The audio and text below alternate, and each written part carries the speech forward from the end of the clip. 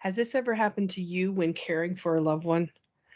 Man, she is so rude to me. She's calling me names. She's trying to slap me and bite me. She's yelling at me. She's running around the house. I just can't control her anymore. Like, I don't know what to do. Like, should I should I medicate her? Does she need like to go to a psych ward? Like, what is going on? I don't know how to help her. Ooh, that was a lot. Do me a favor. Take a deep breath.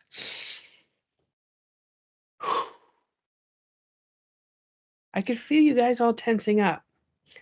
If you've experienced this or something like this and think they're being difficult or aggressive or these behaviors are out of control, hopefully I can help you out with that. Whew, that was a lot. So today we're going to present our dementia education series, and we are going to talk about what are unmet needs. Maybe they were reacting to me because they couldn't articulate or speak the words of what they needed physically. So before we get into what unmet needs are, let's first see where these unmet needs come from. So what part of the brain do unmet needs come from? Well, that's our limbic system.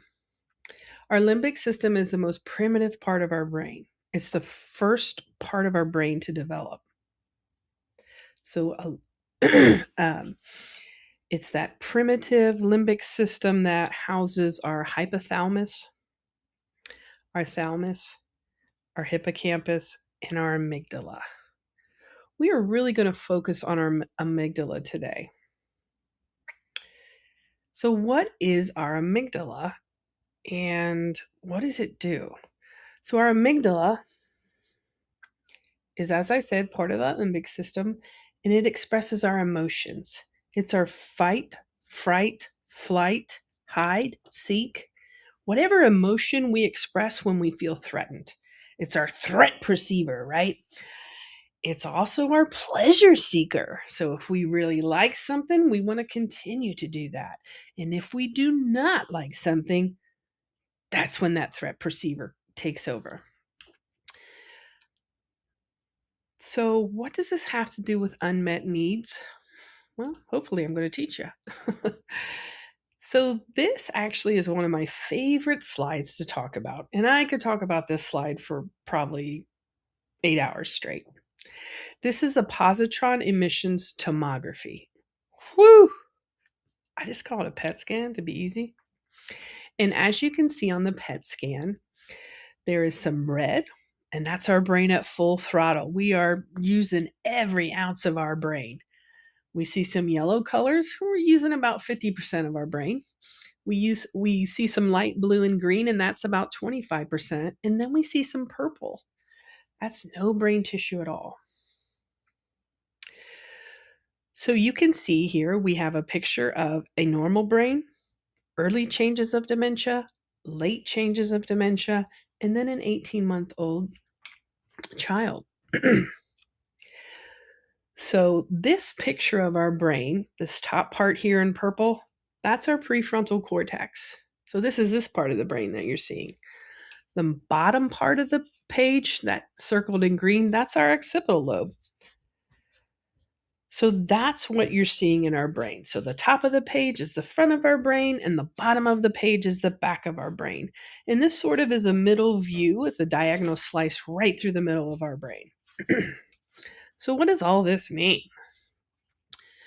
Well, I want you to focus on normal and early changes a little bit here.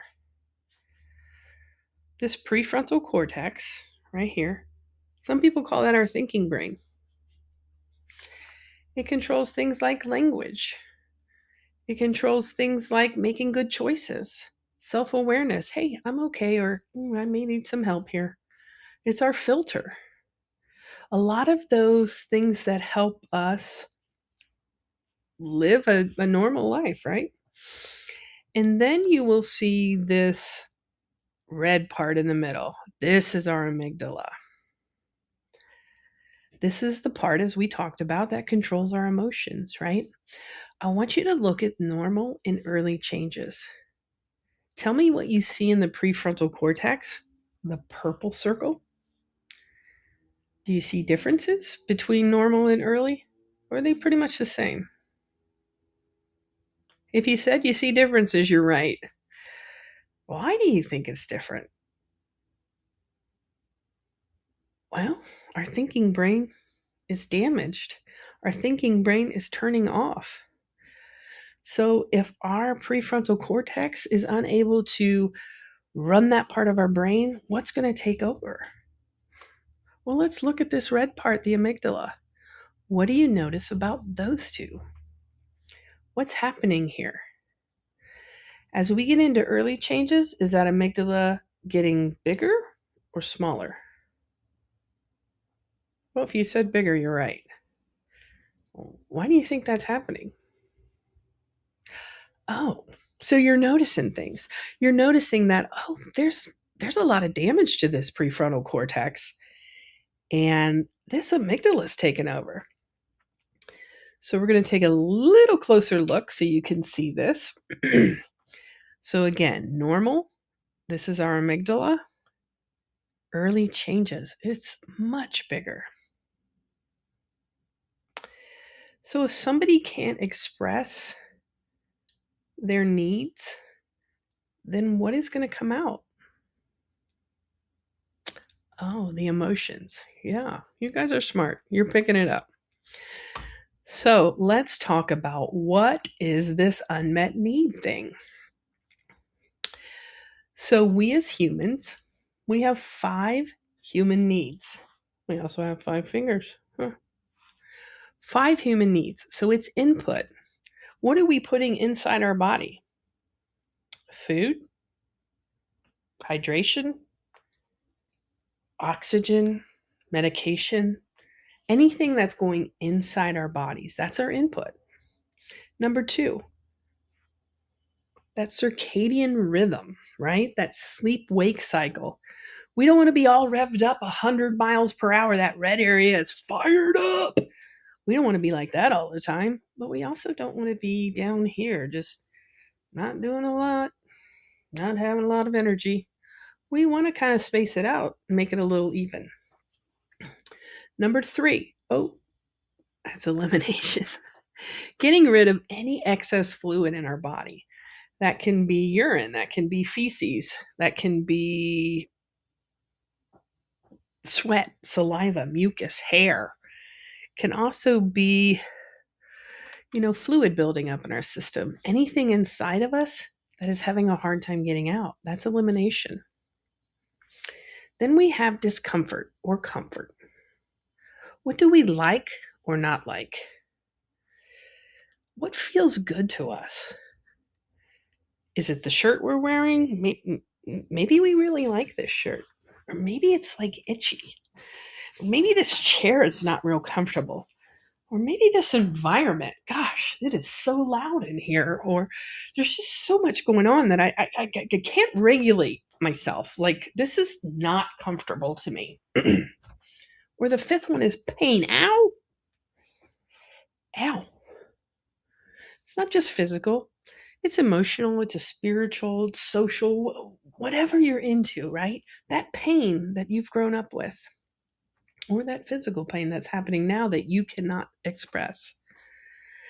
So when one of these 5 human needs is not being met, what takes over? Well, it's our emotion expressions. Well, what are those emotion expressions? So anger, sadness, isolation, fear, or I just don't feel valued anymore. So when one of our human needs is not being met, our emotional expressions come out, no matter what that is. There's another side to this too. So when our emotional expressions are coming out, there's really 3 degrees of that. So for anger, it starts with us just kind of being irritated. I don't like what you're doing, but if it continues, I'm going to get angry. And then I'm going to get furious. What's happening? That amygdala, that stress cortisol going up. Or right now, it's just, I'm not satisfied with what we're doing. I don't like it. I don't dislike it. It's just, eh. But then I'm beginning to get sad because it continues. And then I begin to get hopeless because I don't know what to do with this emotion. And then there's isolation. Maybe I'm just missing someone from home. Or maybe I'm beginning to get lonely. And then that turns into I feel abandoned or trapped. And then there's number 4. We're just kind of anxious, but we're okay, but we're anxious. And then we become scared. And then we become terrified. And then the 5th one, we're just not engaged. It's not really my favorite thing, but I'm okay. And then if that continues, we become bored, like, oh my Lord. And then if that need does not get met, we begin to think we have no purpose. We have no value. Why am I even here? What is my purpose? If we don't feel like we have a purpose, we're not going to feel that value. Are you beginning to see a switch in the way you think about things and how and why people are expressing the things that they're expressing? Yeah, so maybe they're not being difficult. Maybe they're not being, angry, or maybe they're not showing aggression. Maybe it's just an unmet need that we have to figure out. Because who can change? Can they change with their prefrontal cortex being damaged? Or can we change our approach to how we support them?